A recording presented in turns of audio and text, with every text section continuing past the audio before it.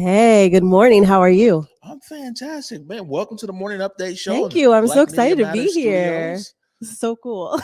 Yeah, no, man, we're excited to have you here, and we're going to talk a bit about one your trip on the U.S. Civil Rights Trail, and Yes. and even before that, this historic plane, the commitment, Yeah. and everything else with Alaska Airlines. But before we get to that, though, tell everybody a little bit about yourself. Yes. My name is Tosh. I am a photographer, content creator, blogger based out of Tacoma, Washington. And I am really passionate about just storytelling and stories and social justice and just all the things that like concern me as a woman and especially like as a black woman raising three black women. So that's a little bit about me. Yeah, no, that's what's up. You have a website as well, right? I do, yes. It's wisdomandcourage.com. Right. And Salman's put that link there in the comments. Everybody check that out. There's a lot going on over there in a good way. You know, sometimes Like, what you mean?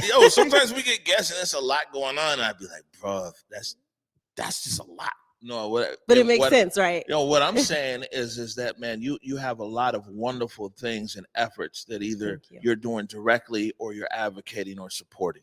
Thank you so much. Yeah, It means a no, lot to me. good stuff. How long have you been?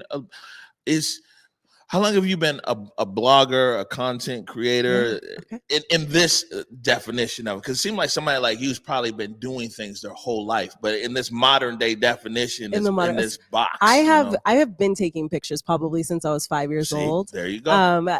Well, not five, but I definitely found my love for photography back then. I actually aged out of the foster care system and didn't grow up with pictures. So it was really important to me to be able to like record memories. My husband and I, we started our business in 2009. 2010. So I've been a photographer for the last 12, 13 years. And then it was during the pandemic that we weren't allowed to shoot because of COVID, and my blog started taking off. And so I've been a content creator for the last almost 3 years. Man. And that's like this current definition. Yeah. You've been creating the content. Been creating content forever, right. but like intentionally creating content for storytelling and messaging, working with brands the last 3 years. I bring that up because there's a whole category of where people say social media influencer and this and that, which is cool. I mean, they got their lane, but that's much different than people who create content. You know what I'm saying? Yeah, I feel like influencers, like we all have influence, right? And it's about like, are we being intentional about how we use our influence? But I feel like content creation is taking my story and your story and collaborating and creating a message that both connects with the person who's following and delivers kind of like this idea or this I guess story that we want to tell together. So it's like a meshing of two people's stories for a greater good, I guess. Right. No, it's dope. When you talk about like really being in the photos at a young age, my father started one of the very first black-owned photography portrait studios in the state of Washington. Here, Salisbury Photography, almost 50 years ago in the Central District. So I was a little kid. I used to be in the dark room. You know what I'm saying? Helping my dad develop photos. That's actually really incredible. Yeah. And so when you were talking about it, it kind of like jogged my memory. Like, you're like, wait a minute. I like pictures too. Do you shoot now? Not as much as I want to. I'm around all these professionals now. They all put me to shape. And the best thing is, I'll say this, and I know my dad's watching down in Rocky Mount, North Carolina. Hi, Dad. To this day, and I'm okay with it, right? To this day, I still aspire to be as good of a writer as my dad, as good as an orator as my dad, and especially a photographer. And so I still got a ways to go because he said, you got to pick up that camera every day. Yeah, at his height of his career, he was one of the top 100 photographers in America and all this kind of stuff. That's amazing. So, that's incredible. But he don't put no pressure on. This is my lane, Dad. I'm in video, okay? so we'll talk about that. Well, video is the new wave. I mean, that's the new photography, right? Like everyone loves motion and movement, and that's how storytelling is. I mean, we see it in social media, right? Everybody wants to do reels and be on TikTok. So I think you're actually leading this whole thing. Oh, well, thank you. We're over here, we trying. So what is the last few years then been like in this space of content creation and blogging? Yeah, I mean, I feel like the last couple years I've just been finding my voice and like what I guess, feels true to me. A lot of my growth came in 2020 when we were doing the whole amplified melanated voices. I was one of the creators that was showing up every day and kind of sharing my experience as a Black woman in this space, but also in the world. And I feel like people really connected to that. And so I feel like since then I've been just trying to figure out like what my message is and what I want to get out there, and really using my influence to impact people's life, because I think when people follow us, there's a responsibility. And when people follow us, they're looking for answers. So it's like, what are you the answer to? And that's the question that I'm always asking myself. Yeah, it seems like you move with a sense of intentionality, but also responsibility. Absolutely. Because your platforms and where you're at, it's also kind of positioned where yes, you're talking to us. You're talking to Black folk, Black community, shared experience. We were just talking during one of the breaks of like some things we don't have to share within Black community because Black people we just have a know lived we have an experience. understanding. Yes. Right. But then also you have a whole nother community. You have white people and all kinds of other people that are now looking at your blog and at your platform to gain a sense of understanding. Well-intending people, by the way, who are just trying to get insights into things. So you're also moving with a sense of responsibility because you know that everybody else is watching you. I do. I feel that way. I don't think it's our responsibility to labor on behalf of white people ever. But I also feel like I don't want to let them decide what I need. And so for me, I have decided I'm going to show up and I'm going to educate and I'm going to share, because I'm not going to let you make a decision about what is going to impact my life the best or what I need moving forward or how you can support me. I'm going to tell you exactly what I need from you, and then I'm going to hold you accountable to doing it. But I don't think everybody should have to do that. Can we do a show together? I know today we're talking about this because that's been so much the experience here in Converge, and to a very nasty and threatening level that people here in this city want to sometimes through threat tell us what we could report on in our community, what Black people want to hear and see and hear from and everything else. And some of the mail and some of the other things we get is like crazy. And, I always got to come on every few months and be like, hey, I'm glad that everyone can appreciate this platform. I'm a global citizen. We're saying before, I've been to 60 countries, lived around the world. I love all God's people. Everybody's welcome on this platform. But, we're here in the Black Media Matters studio and we're programming for our community. And when other people are sitting there saying like, oh, you can't say this and that, you get what I'm saying? It's like, yo, we've been told for 400 years what we can and cannot do. Right. And like, it's like, no, we're reclaiming our voices, we're reclaiming our stories, and we are going to, if they're not going to do it for us, we've got to do it for ourselves. I loved walking in here and seeing Black Media Matters, because I think what you're doing is so important, and giving people a chance to share their stories and giving people a voice. Like, that's what we need, and we need that from each other, So you're doing amazing work, and I love everything that's happening here. Well, thank you. I know one thing that we have in common for sure, probably amongst a lot of things, by the way, but one thing for sure in common that everybody in our viewing audience knows is Alaska Airlines. Yes. Right. And for us, Alaska Air, we just, people saw during the break there, we got all these great commercials and everything from Belize. They launched that original route. You just left me. You forgot to take me with you. We'll go. They just need to get more routes. We'll go together. But November 19th, man, was 16 of them. That's probably it, the way it hit the limit. I think they probably told us 10 originally, and we ended up with 16. But 16 of us down there. And, it was an amazing trip down there to Belize. We were there for 10 days. Now, for you, and we'll get into the actual tour and the details of it, but you partnered with Alaska on the Civil Rights Trail. I did. I'm a huge fan of Alaska. My family flies Alaska all the time. I'm actually, one of my components of my platform is travel blogging. I wanted to normalize Black families traveling, Black families traveling with young children, luxury travel, those things. So we fly on Alaska, and I had this dream of working with them. And so I was sitting on a panel one day, and I'm like, y'all need to work with me. Like, I got a story to tell. I believe in what y'all are doing. And they were like, say less, kind of. No, you know what? I would say, and it's a few things here I want to talk about. And one is the commitment. But I will say that with Alaska, it was a real unique entry point into our relationship with Alaska, because we covered the commitment when the plane first came out, and we're going to show everybody the commitment, and we're going to show some photos. But we had never done anything with Alaska. We never got invited to do anything with Alaska.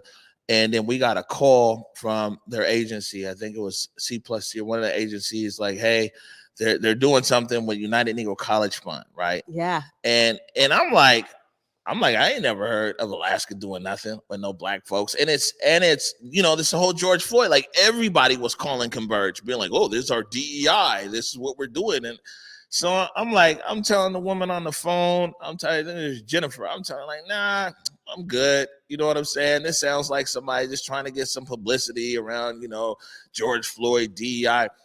And she was like, yo, it's unfortunate, man, because they've been doing this for 15 years.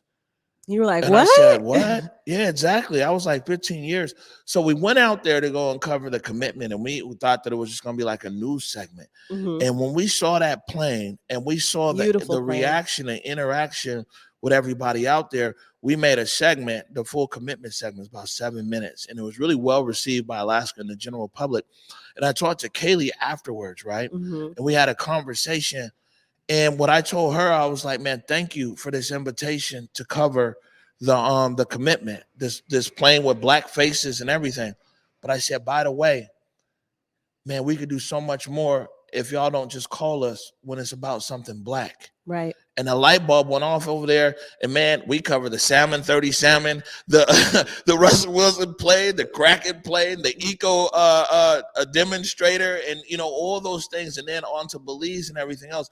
But that was the moment though where you were able to be like, this is how we can work together and collaborate. Exactly. I'm not going to let you decide how this goes. I'm going to suggest some ideas and I'm going to put some things on the table. Right. And in their credit, Alaska is it only in that split second, the whole relationship was like, word, and almost everything that Alaska does, we get invited to. We can't cover everything, man. They're very busy with all the things they do, but we get invited, and that's a first step. That being said, though, when we talked about the commitment, and we got a few pictures here that we're going to put up in a second. Yeah. But I also want to take this moment to acknowledge Ade Hogue. Yes. And Ade was a typographer on the commitment, this aircraft. And Ade unfortunately passed away tragically last year. Our viewers know about the commitment, but we have a short clip here, about 90 seconds of Ade talking about the design on the plane.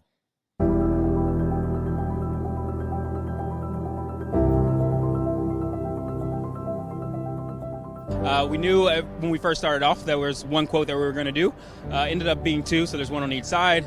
Originally, it was just working with the Dr. King quote, so I was trying to use some civil rights era inspiration going into it, and that led to the overall style that we sort of finalized on.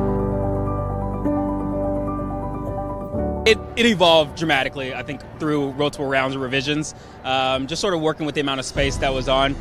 But it's the overall, I don't even know. The style of the typeface is one that's extended. It's designed to be sort of impactful. It was really, the original inspiration came from the word right. That was the first word I sort of created. And then the rest of the letter sort of built off of that. I'm not even sure what it means yet. And I don't think I'm going to fully grasp it or understand it until I see it in the sky. And I see it at airports.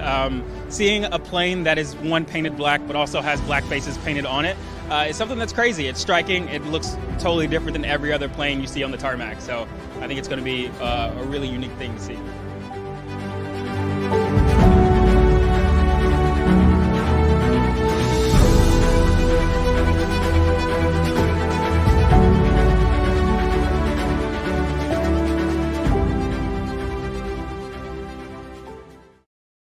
That was Ade Hogue right there. Rest in power, Ade.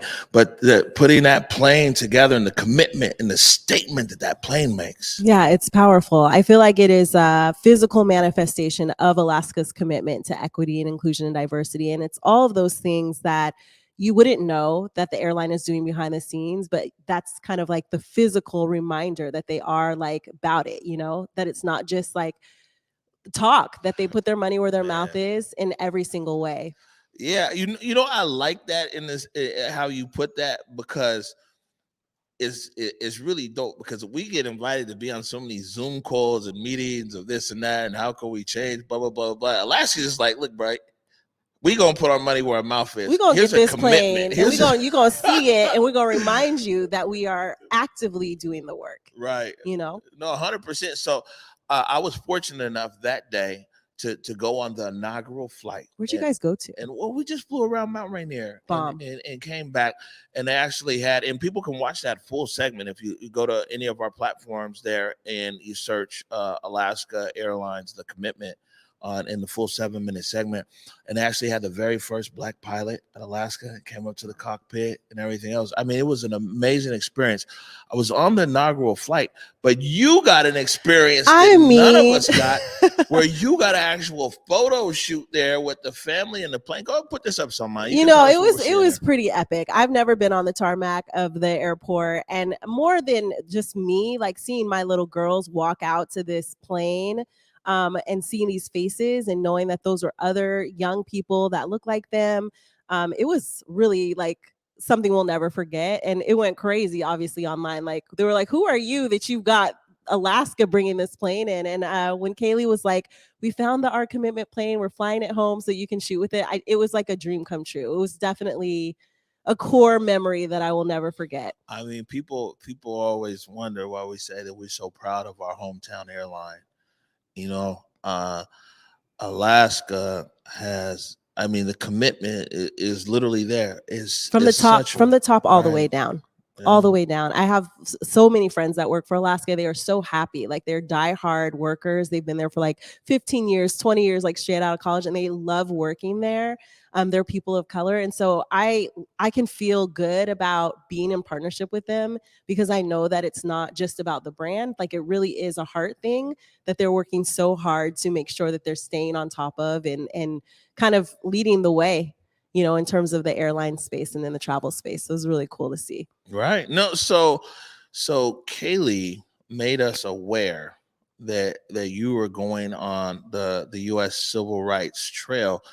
And that's just kind of one of those things, like it passed it. Hey, by the way, and I'm like, oh, word, send us some stuff. How can we share? How can we build awareness? You guys were so supportive during that time. Thank you so much. That's what we're supposed to do. The uplift is real. But tell us, how did the planning on that between you and the family and Alaska and going on that trip? And then we're going to go into some photos from the trip. So Alaska and I have a long-term partnership. And so we're just thinking about different like messages and things that we want to put out. Black History Month was right around the corner.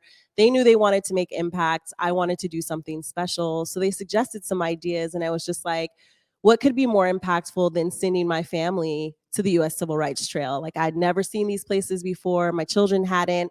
And I feel like after 2020, I know for me as like a Black woman, I've had to unlearn a lot and really like build myself back up again. So I just wanted to like go and see what it was like to walk the steps of my ancestors, to like see these places that we've talked about our whole lives. And it just felt like a really great opportunity. And I actually online have a majority white following. So I just thought, what an opportunity for me to also educate people as I'm actually experiencing this and like seeing it for the first time and having real reactions. And so they were like down for the idea. And we pulled that trip off in like 6 days. 6 days of planning. Yo, that's believable. I'm just saying, just like, with your effort in planning, Alaska's effort in planning and putting everything together. It was like a Thursday that we had the that meeting and we were on the plane the next Wednesday. All right. So now speaking of on the plane here, now I'll be quiet because these might go by a little fast for our audience. Yes. But we got a few pictures here we'll put up on screen that you can tell us about. Perfect. So this is Edmund Pettus Bridge. This is where a lot of historic marches happened with Dr. King from Selma to Montgomery. This is the Lorraine Hotel, which is one of the last places. Well, this is basically where the civil rights movement ended when Dr. King was assassinated on April 4th, 1968. This is Little Rock Central High School, the very first high school in America that was integrated. The Little Rock 9 paved the way for all of us. 16th Street Baptist Church, home of 4 little girls who were bombed by Ku Klux Klan on a Sunday afternoon. And Atlanta, Black Mecca, Black Hollywood, and John Lewis, who is a historic figure in the civil rights movement. Yeah, no, and it's crazy too, because the Edmund Pettus Bridge, that's where John Lewis was right there. They said he got beat within an inch of his life right there on that bridge. A Bloody lot Sunday. happened on that bridge. Right. And people don't realize, like you said, there was several marches. They were persistent. There were 3 marches. Right. Yeah. They're gonna get over that bridge. I learned a lot of that actually on the trip. Yeah. You know, and when you talk about there, you know, people that they say the 4 little girls, right? Mm-hmm. But Birmingham at the time was known as Bombingham. They were, you know, that act was so egregious though that it went around the world, and it, you know, there was an impact. But it was Bombingham. They were bombing. I think I read that like in the span of 8 years, there were like 90 bombs that went off in Birmingham during that time. And so it's definitely like a place. And across the street from 16th Street Baptist Church, is a park. I can't think of the name right now, but that's where a lot of freedom riders and stuff would hang out. And that's where they were like shooting the teens with the hoses there. Now it's a peaceful park that is like in memorial to the 4 little girls and just all the things that happened there. But it's wild, the things that took place. Yeah. And I appreciate, can I be honest with you, is that as a Black man, you know, I loved following you because I'm a history buff and everything else. But also, you know, during especially Black History Month, a lot of times we're traumatized. Black people are, you know. But what I really liked about what you were doing is you were educating, but also the uplift. My mom always says you can't tear people down without building them back up. And I know for us, a lot of times this history is painful. It's very painful. And it's still real and it's raw and it tears us down. And I really like how you were intentional there not to leave people in an affected state, because it's very easy to look at some of these things, like I said, that they're in Birmingham, or Bloody Sunday, they're in Selma on the Edmund Pettus Bridge, and all these things that we've encountered and endured. And it's important that we understand our history and legacy. But I want to say thank you for not leaving us, the viewer, impacted and affected. You are going to make me cry. That trip for me helped me to understand how strong our people were, and how much what I really took away from it was just like the love that they had for us, the forethought that they had for us to do all of the things that they did, in hopes of a better future. Not a guarantee, but in hopes. Like, it was like before they even knew who we were, they were like, I want Tash and Omar to have the very best possible life. So I'm going to get up and I'm going to go march. I'm going to do whatever I can to fight for a better future. And I could only be proud of where I came from, to have that kind of resilience and that kind of fight and that kind of power to just keep going after, you know, that's in us. That's who we are. And it just was so beautifully encouraging to me, to be able to, I didn't mean to cry, but it is like still so tender, because it was really powerful for me. Yeah, I could tell that the best thing is that you did Black history right. Thank you. And I say that because a lot of times, even ourselves in our own community, we do a disservice in that, yes, we talk about these historical things, and like I said, we leave each other traumatized, and let alone what corporate America does, where they just, you know what I'm saying? Yeah, you did it right, and you did it intentionally. And that's what you're supposed to do. And I will say, I'll bring up this last thing here. Remember that when you were on your way out, you went to, was it a restaurant or a store? No, I was in the airport coming home from a really amazing trip with my sister.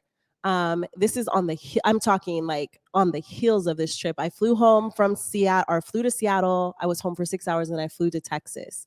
And I went to a concert, Emily King. It's a plug for her. And then on our way back through the airport, we were racially profiled. And I would really debated on whether or not to share it.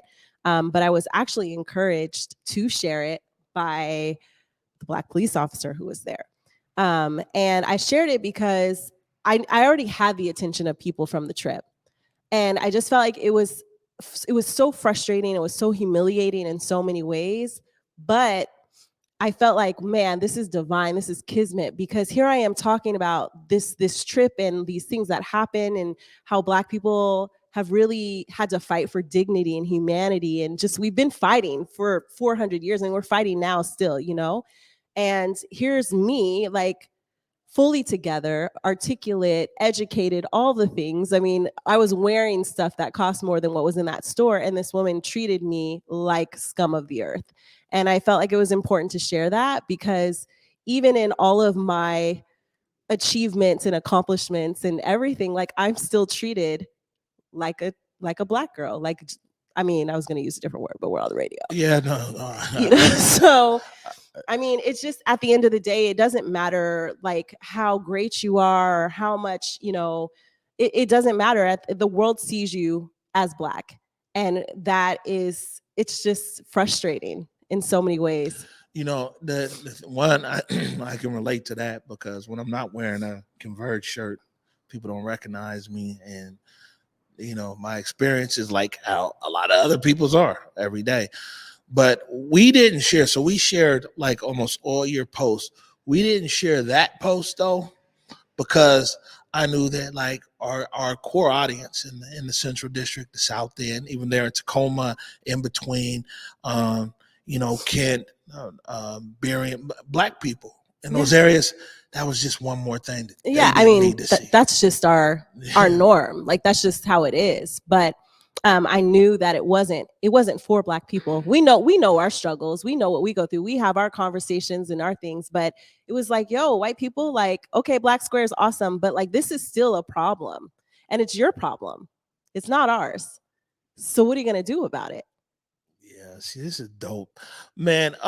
Before we let you go, because I know you the title, just like I said, the title content creator / blogger doesn't really encompass everything. Tell what's all the different stuff you got going on and how people can plug in. Yeah, so I blog, obviously. I'm a photographer. You can find us on Ike and Tosh. We do weddings and portraits and engagements. I try really hard not to introduce myself based on the things that I do. Like, I just think that like that can be really difficult. But I am on TikTok and Instagram. I mean, I really am just like a content creator. That's what I breathe and live and create. And I really just want to inspire people to go after the life that they want. Everything that I've done up to this point was not supposed to be my story, but I fought forward, much like the people that came before me, to have the life that I want. And that's really what I'm doing. I'm just kind of living the life that I'm dreaming of. Man, that's really dope. When people, because we got someone's putting a link in the comments again here right now. People go to your website, what can they do there? Yeah, so if you go to wisdomencourage.com, you can subscribe. Thank you. Head over to Instagram. You like my Instagram content every day. Meet me in the stories. That's where it's fun. And I just got on TikTok yesterday. I'm late to the upload, but come meet me. Come meet me on TikTok. We'll follow you. We're kind of getting out the gates on TikTok. I know. Why are we? I'm so slow. I'm slow to the upload. Nah, but you know the thing is too, right? Is that there's some people very, very dope at TikTok and everything, right? I don't think I'll ever be the TikTok I think we're too old. person. Well, I just think that different people tell stories in different ways. I agree. And that's just like, you know, people love Converge because we'll talk and we'll cover the same story the news will, but we do 5 or 6 minute segments. We can never do like, you know, evening news and tell the whole story in 1 minute or 90 seconds. Mm-hmm. They're really good at that. But would struggle with this. They'd be like, oh, that's too much time. So, you know, everybody has their lane. And I think that, you know, it's dope. You got a TikTok going. Yeah, I will say this is that you're a profound storyteller who can tell stories across different media. My daddy always said, just like a camera, my daddy said that the photo is right here, right? And whatever camera is a medium that you use. And it's almost like whatever tools we use. So yes, is whether we use a video camera. I tell people, if I have a video camera. If I'm not, I'll use my iPhone. iPhone ain't working, maybe a still camera. If that ain't working, maybe a voice note. If that ain't working, I'm gonna write it down. And if nothing else, it's gonna be oral history because the story is here. Everything else is just methods of delivery of I it. love that. I love that. Well, I do have some things that I'm going to drop later this year.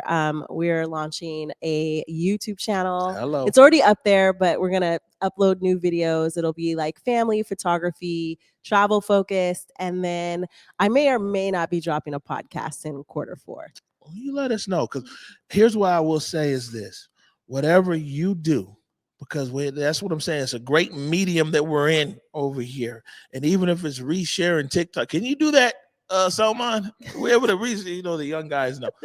Whatever we can do here at Converge to uplift you, your platform, and Thank what you. you're doing, man, we just a phone call away. And I mean that. Thank you. So Thank you. when you launch the podcast, let us know. We let everybody know. You launched the channel, let us know. Thank you. If you got merch, let us know. Anything that we can do.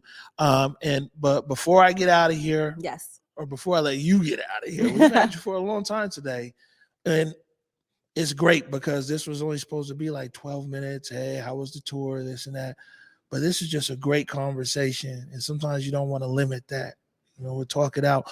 Before I let you go, if there's any shout outs that you want to do, or anybody, I know you told how people can get you on your website. If you want to tell how you can get your actual Instagram and your handles and stuff. Hit me up on Instagram. It's Tash Haynes across all platforms. Check out the blog, wisdomencourage.com. If you need family pictures, icontosh.com. And thank you so much for having me. All right, good. No, you're welcome back anytime. Awesome. For sure. We're gonna take a quick break right now. When I come back, we got a few events to hit.